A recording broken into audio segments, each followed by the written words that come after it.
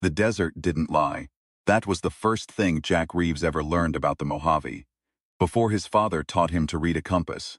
Before his mother showed him how to find water by watching where the birds didn't fly.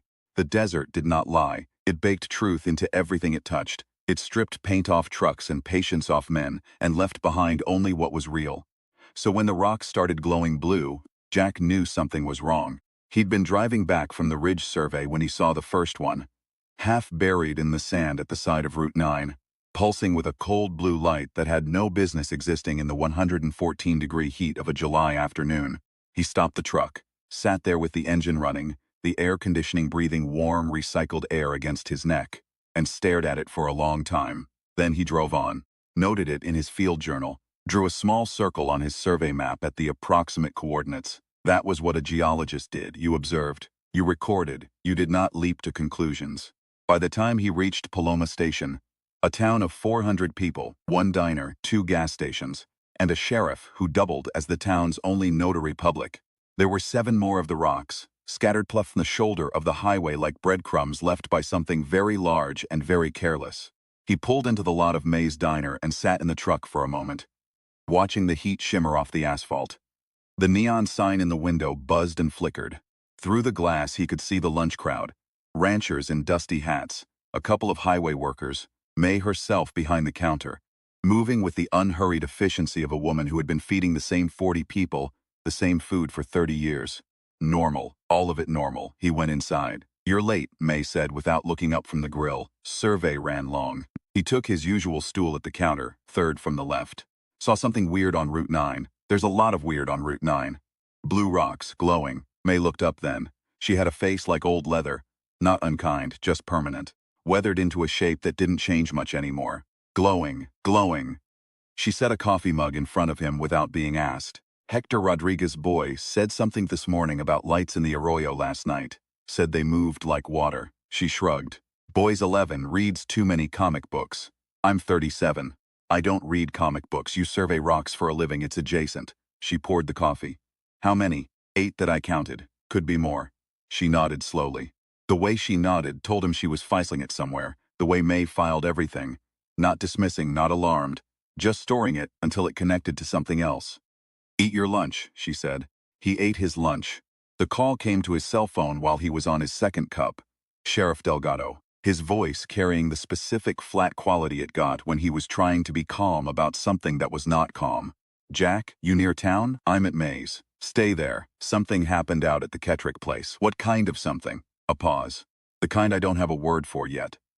The Kettrick place was 3 miles east of town, a working cattle ranch that had been in the same family for 4 generations. When Jack arrived, there were 2 sheriff's vehicles parked at the gate and a smell in the air that he could not immediately identify. Something mineral and electric, like the air after lightning strikes sand and turns it to glass. Delgado was standing by the fence, arms crossed, looking at something in the pasture. The cattle were standing perfectly still, all of them. 40-some head of Hereford beef cattle, standing in a loose cluster near the water trough, completely motionless, not sleeping, not grazing, just standing, facing the same direction, east, toward the arroyo, with their eyes open and glassy and their flanks not even moving with breath. "How long?" Jack asked. "Rosa Kettrick found them like this about 2 hours ago."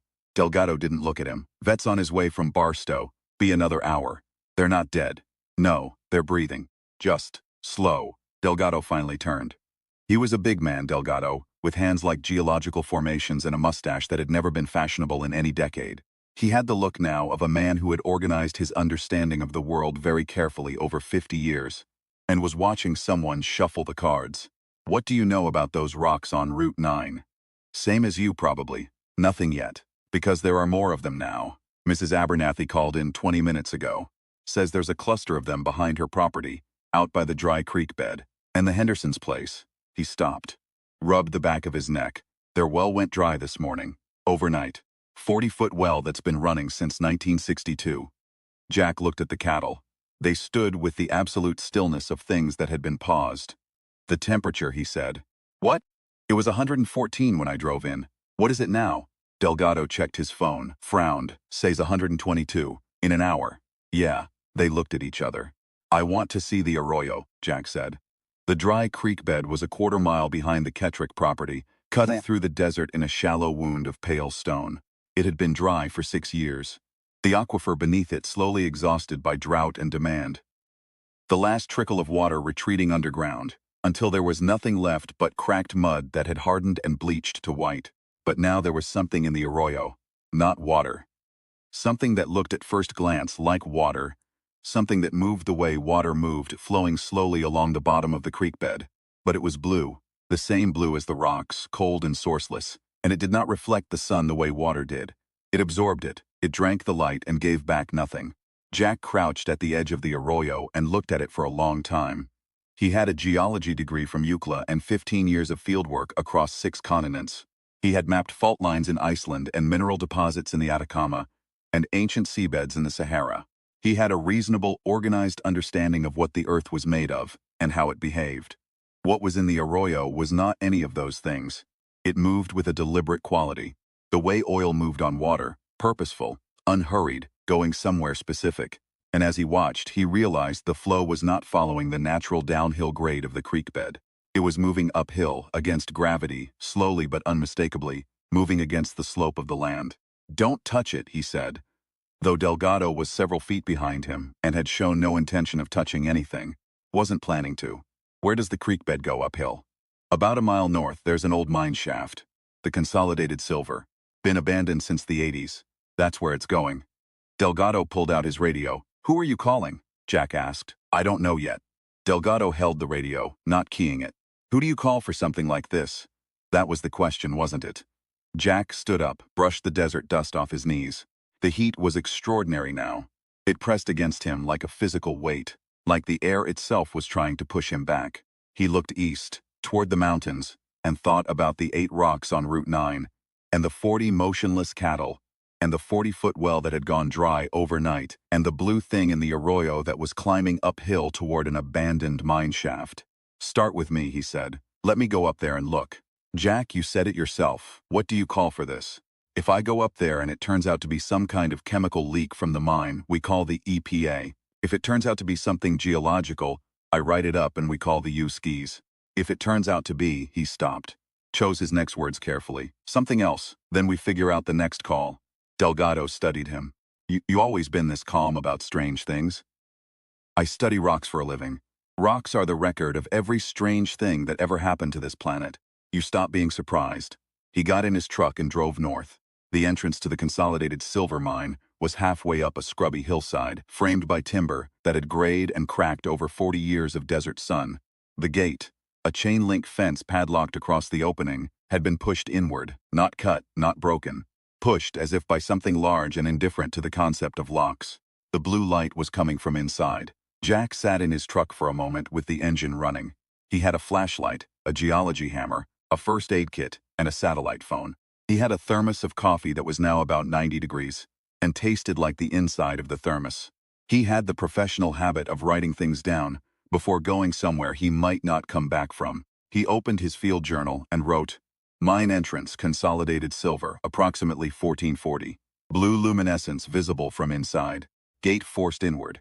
No sign of cutting tools, no damage consistent with bolt cutters or vehicle impact. Proceeding air temperature outside, 124 Fahrenheit." He underlined 124 Fahrenheit. Then he capped the pen, put the journal in the glove box, and got out of the truck. The temperature dropped the moment he stepped through the mine entrance. Not gradually, immediately, as if he had stepped through a curtain. It was cold inside the mine. Not cool, not merely shaded, cold. Maybe 50 degrees, which in the Mojave Desert in July was a physical impossibility that his body registered as a kind of wrongness. A cellular alarm that had no name. He turned on his flashlight. The tunnel ran straight into the hillside for about 30 feet, then bent left. The walls were the original stone of the mountain, quartz and feldspar, dark with old mineral staining. And embedded in them every few feet were the blue rocks. Not placed, not stacked or arranged, grown. They had emerged from the stone like crystals grow in a cave, following some internal geometry that was perfectly regular and completely unlike anything that grew from quartz or feldspar, or any combination of minerals he had ever encountered. They were warm.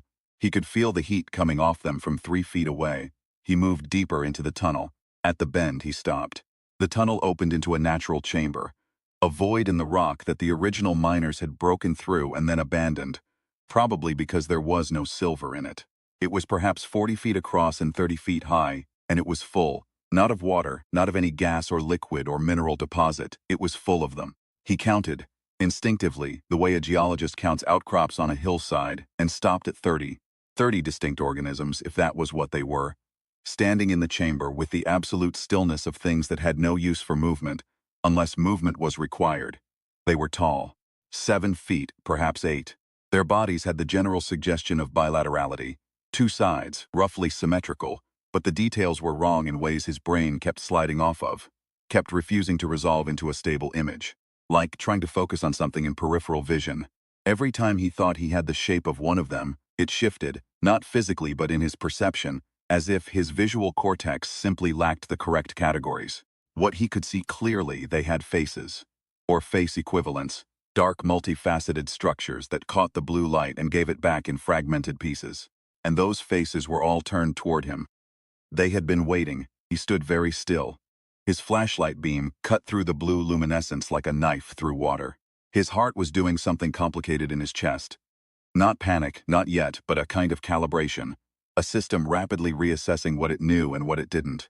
He said, the only thing that seemed both true and not immediately catastrophic, I'm a geologist. The chamber was silent for a long moment. Then one of them moved forward. Slow, deliberate, like tectonic plates. Like something that understood time differently from anything that had evolved on this planet. It stopped 6 feet from him and stood there, and the blue light around it pulsed once, slowly like a deep breath. And then, from somewhere, not from a mouth, not from any structure, he could identify as a sound-producing organ, a sound. Not words, not language, but something that his hindbrain, the ancient lizard part of him that had been reading environmental signals for 1,000,000 years, interpreted without effort. Not a threat. Damaged. Help. He stood there in the cold blue light of the impossible chamber and thought very carefully about what those 3 concepts meant in combination. Not a threat. Damaged. Help. Your ship, he said. The storm cloud last night. That was your ship. The pulse again slower this time. You crashed. Pulse. He looked around the chamber, 30 of them. The blue rocks everywhere, embedded in the walls, and now he understood what they were. Not rocks, not in any geological sense. Components. Machinery. The broken parts of something vast and complex, scattered across the desert when the ship came down, and slowly, painstakingly being gathered and brought here, carried through the arroyo in that blue fluid by organisms that had, what? Crawled out of the wreckage and begun the work of survival, with the kind of relentless, methodical focus that only the desperate possess. They had been here less than 24 hours. They had already organized themselves, already established a base, a collection point, a processing facility inside the abandoned mine, already begun retrieving their components from across a 10-mile scatter field. They were, he thought, extraordinarily competent. The heat, he said, the water loss, the power outages, pulse, something that his hindbrain translated as side effect, regret, necessary, your drive system. It's still running. He was thinking out loud now, the way he thought in the field, talking through a problem until the shape of it emerged. You need heat and water to process, to convert whatever fuel you use. So you're drawing it from the local environment, the aquifer, the solar radiation. Everything going up around town is you trying to bootstrap your repair process. A longer pause this time. Then, correct, yes, necessary apology, he almost laughed. Not from humor, but from the specific kind of absurdity that descends when reality has outrun your categories for it. He was standing in an abandoned silver mine in the Mojave Desert, conducting a conversation with 30 alien beings, using a vocabulary of single words and emotional impressions, and the aliens were apologizing. The town, he said. If you keep drawing water and heat at this rate, you'll kill the town. The people can't survive without water. And if the temperature keeps climbing, he stopped. Made himself say the true thing. People will die. The blue light shifted. The entire chamber changed color. Not dramatically, just by a shade toward something darker, deeper. All 30 of them were very still. Then, from the one that had spoken before, understand how long repair? I don't know how long your repair takes. What do you need? What followed was not a conversation so much as a transmission. A slow, careful transfer of something between 2 systems that shared almost no common interface. Images that weren't quite images. Concepts that mapped only partially onto English vocabulary. He stood in the cold chamber for a long time, flashlight lowering slowly as his arms tired, and tried to understand. What he understood, finally, was this. They needed three things. A conductive medium to link the scattered components they'd collected. A power source capable of sustained output at a specific frequency.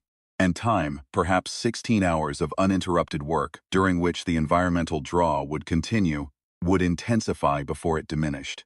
He thought about Paloma Station, 400 people. May's diner, Delgado's voice on the radio, Rosa Kettrick's cattle standing still in the pasture, the Hendersons' dry well. He thought about 16 hours of intensifying heat and water loss. How many of you survived the crash? 31. One lost it, someone didn't make it. He filed that away because it was important and he didn't have time to address it. Can you slow the draw? Reduce it even by half while I work on the other two things. A long pause. Then, possible reduced efficiency will try. He picked up his flashlight properly, pointed it at the exit. Don't let anyone else come in here. I'll come back. I need a few hours, understand? Trust, yeah. He said it to the chamber at large. To 30 beings of indeterminate anatomy who had crashed their ship in the desert and were trying, with apologies, to survive. I'm working on it. He drove back to town doing 90 on an empty road. Delgado was waiting at May's. May was there too because May was always there. And because Delgado clearly needed someone to stand near who was not going to panic. And May had never panicked about anything in the 50 years Jack had known her. He told him everything. Delgado said nothing for a very long time. He was looking at his coffee mug. Then he said, "Are they dangerous? They could be. If they wanted to be, I think they already would have been. But they're not. Jack searched for the right word. Stranded. They're stranded, and they're trying to get home. And the process of trying to get home is going to hurt this town, unless we help them do it faster." Help them, Delgado said. Not a question. An attempt to make the concept fit in his mouth. Two things. A conductive medium, something that can link the components they've gathered. I think I know what'll work. And a sustained power source at a specific frequency. He spread his survey map on the counter. The solar facility, the big one out on the 15. It's been running at about 40% capacity since the contract dispute. If I can get access, that's a private facility, Delgado said. Yes. Federal regulations, yes. Delgado looked at him, then at the map. Then at May, who had been listening without expression. May, you got any thoughts? I think, May said carefully, that regulations were written by people trying to handle situations they could imagine. This is a situation nobody imagined. She picked up Jack's empty coffee mug and refilled it without asking. I also think that if what Jack is saying is right, and those things up in the mine can pull all the water out of the ground and boil this town alive if they wanted to, and they're choosing not to, then the least we can do is not be stupid about our end of it. Delgado absorbed this. He had a way of absorbing things slowly and completely, which was Jack had always thought. What made him a good sheriff? He didn't rush. He didn't panic. He processed. The conductive medium, he said finally. What did you need? Copper, as much as I can get. Bare copper wire, copper pipe, copper sheet. Any of it. The mine itself has old copper in the infrastructure. The cable runs, the support braces, some of it's been there since the 30s. The Hendersons have a salvage pile, May said. 3 generations of ranchers. They've got copper coming out of their ears. I need to get out to the solar facility first. Delgado picked up his radio, put it down, picked up his personal phone instead. I know the regional manager, he said. Tom Briggs. We were in the same lodge for 15 years. He dialed, waited. Tom, it's Hector Delgado. I need a favor and I need it in the next hour, and I can't explain why until it's over, and I need you to trust me on that. A pause, listening. Yes, that kind of favor. I know what I'm asking. Another pause. I've never asked you for anything in 22 years. Not once. He listened for a moment, then, thank you. He put the phone down and looked at Jack. You've got access. Tom's calling the facility now. They'll give you whatever you need. What followed was 12 hours of work that Jack would spend years afterward unable to properly describe. Not because it was beyond language, but because the experience of doing it was so precisely layered.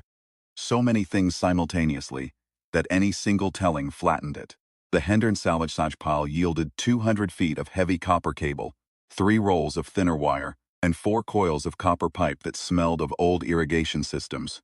The mine's original infrastructure added another 100 feet of cable that he stripped by hand from the tunnel walls, cutting his palms twice and not stopping. The solar facility's regional manager, a young woman named Callie Park, who had driven out from Barstow when Briggs called and stood at the edge of the project with the specific expression of someone who had agreed to something they did not fully understand. and were now committed to seeing through.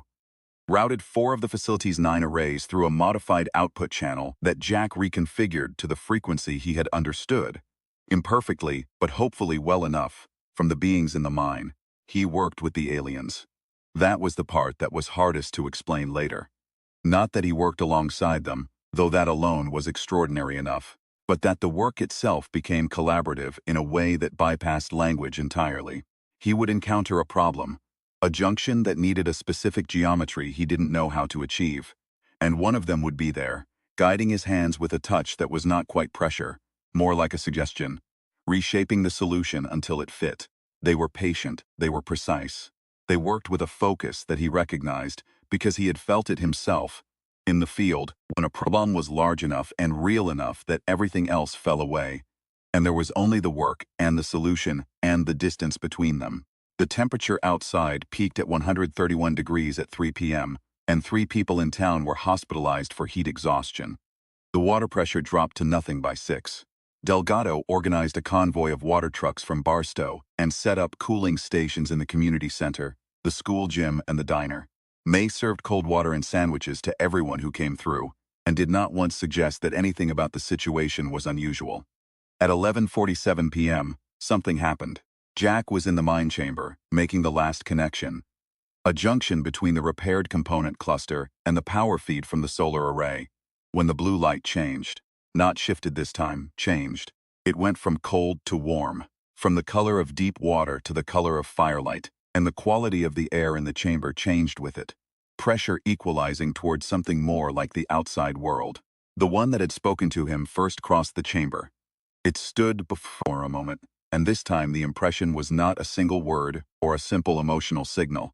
It was something layered and complex and mostly beyond his ability to receive, but at the center of it, clear and unambiguous. Thank you. We remember you. He stood there in the warming light and didn't say anything for a moment, because there wasn't anything to say that would be proportionate. Then he said, "Get home safe," because it was the most human thing he knew, and because he meant it. At 2:14 a.m. the temperature began to drop. At 3:30 a.m. the Hendersons' well came back. Then the Rodriguez's. Then, one by one, the wells and the water pressure and the power, returning as the draw on the local environment released, as something far underground finished its work and went quiet. Delgado called from Mays at 4 a.m. It's over, Jack said. What do I tell people? Tell them it was a geological event, a thermal anomaly related to the old mine. I'll write up something that'll hold. A long pause. Jax, it's not a lie, exactly. Something geological did happen. He was sitting outside the mine entrance now, in the pre-dawn dark, with the air cooling around him, and the desert going from black to the first gray suggestion of blue, and the alternative is telling 400 people that 30 alien beings spent the night in an abandoned silver mine while we ran extension cords from the solar facility to help them fix their spaceship. Which is what happened. Which is what happened. He looked up at the sky. The stars were thick and enormous and very close. The way they got in the desert when the heat broke. Some things are true and also completely unsurvivable as public information. Delgado thought about this. All right, he said. Write me something I can stand behind. Give me a couple hours. He sat outside the mine until the sun came up. A pale, normal, 85-degree July sunrise. Nothing like the furnace of yesterday. The sky going from gray to pink to orange to the specific hard blue of a Mojave morning. He sat with his field journal in his lap and wrote nothing for a long time. Just sat and looked at the desert and thought about the chamber full of blue light and the long night of work and the thing that had stood before him at the end and said, in whatever it used for language, "We remember you, 400 million years ago. This desert had been a shallow sea." He knew that because he had read it in rocks, in the small compressed bodies of ancient organisms turned to stone, in the layered memory of a world that did not know it was being remembered. The desert didn't lie, it kept the record of everything that had ever happened to it. 30 aliens had crashed here. They had been afraid and injured and far from home. They had gathered their broken pieces from across the sand and carried them uphill, and begun the long work of repair. And a geologist with cut palms and a thermos of bad coffee had helped them. That was in the record now, compressed into the particular moment of this morning, this light, this cooling air. Whether anyone could read it or not, he opened his journal and began to write. He described the thermal anomaly, the unusual mineral formations. The temporary aquifer disruption caused by subsurface pressure differentials. The way the temperature saw spike had produced localized convection patterns that drew moisture from the water table. It was, he thought, the most thorough and accurate lie he had ever written, in the sense that every individual sentence was technically defensible, and the overall impression was entirely false. He did one other thing before he sealed the journal. On the inside of the back cover in small, careful handwriting, he wrote the true account, everything. The mine entrance, the 30 beings in the blue-lit chamber, the 16 hours of work. The things that had been communicated between them in a language made of impressions and something older than language. The moment at the end. He wrote it in full, and then he closed the journal, and then he drove back to town for coffee and whatever May was making for breakfast. She was making eggs. She always made eggs on Tuesday. He sat at his usual stool, third from the left, and she set a mug in front of him and filled it. And they looked at each other across the counter for a moment. "It's done," she said. "It's done. They're gone." He thought about the sky he'd been sitting under. How many of those stars had something moving through them right now, something repaired and heading home? "Yeah," he said. "They're gone." May nodded, went back to the grill. After a moment, she said without turning around, "Good." He wasn't sure if she meant good that it was over, or good that they had gotten away, or good that it had happened at all. He thought probably she meant all three. In the specific economical way May meant things. He drank his coffee. Outside, the desert was already warming, already building toward another 100-degree afternoon, already going about the ordinary business of being itself, vast and honest and old beyond imagining, keeping its records in stone. A hawk turned slow circles over the arroyo. A truck moved down Route 9 in a shimmer of heat haze, normal, all of it normal. Jack Reeves sat at the counter of May's diner in Paloma Station on a Tuesday morning and thought about the inside of the back cover of his field journal, and thought, someone will read it, eventually. Geologists understand records.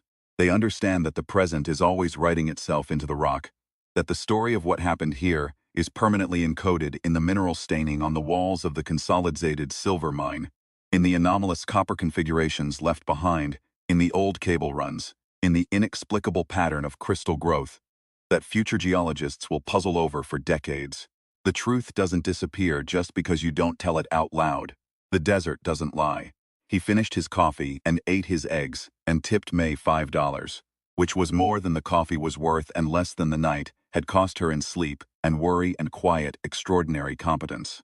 Then he went back to his truck and drove out to the mine, and stood for a while at the entrance, gate still bent inward, timber still gray and cracked, and looked at the ordinary stone of the hillside. In the rocks on either side of the entrance, catching the morning light at just the right angle, the blue crystals still glowed faintly, not with the cold urgency of last night, just a residue, a remainder. The way iron stains limestone red, the way copper turns stone green over centuries, the way every element that passes through rock leaves some trace of its presence. They had been here, they had needed help, and he had helped them, and they were gone.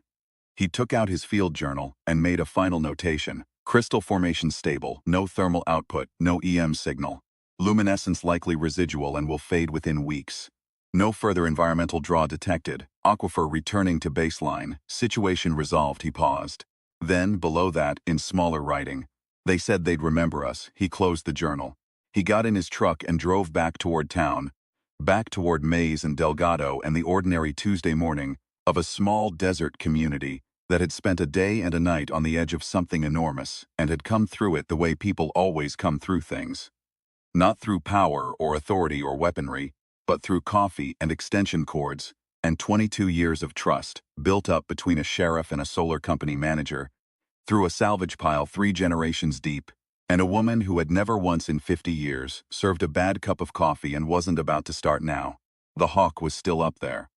The truck on Route 9 had become a dust trail in the distance.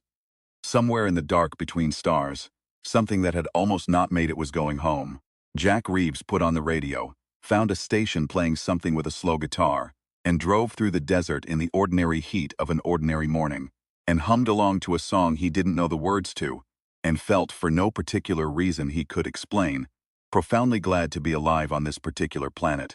The rocks on either side of Route 9 glowed blue in the morning sun. Not for long, just for now. That was enough.